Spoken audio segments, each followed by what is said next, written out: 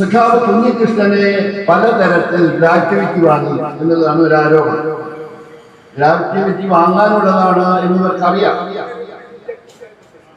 Gratuity വാങ്ങാനുള്ളതാണ് എന്നിവർക്കറിയാം.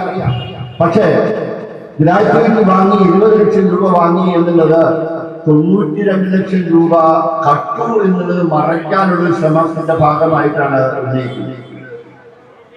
അഥവാ 2010 മറ്റോ വിരമിച്ച ഇദ്ദേഹം ഗ്രാറ്റുവിറ്റി വാങ്ങിയതിൽ എന്തെങ്കിലും അഴിമതി ഉണ്ടെങ്കിൽ അന്ന് അത് തീർപ്പാക്കേണ്ടതല്ലേ? 2025-ലല്ലോ അത് പറയുക. പെട്ടെന്ന് ഒരു സഖാവ് കുഞ്ഞികൃഷ്ണന്റെ മേലൊരു ആരോപണമാണ്. അത് ചോദ്യം ചെയ്തതിനാണ് ഈ കാട്ടുകള്ളന്മാർക്ക് എതിരായുള്ള ഈ ശബ്ദം ഉയർത്തിയതിനാണ് ഈ കുഞ്ഞികൃഷ്ണൻ ഇത്തരത്തിലുള്ള ആരോപണങ്ങൾ ഉന്നയിക്കുന്നത് എന്നതാണ്.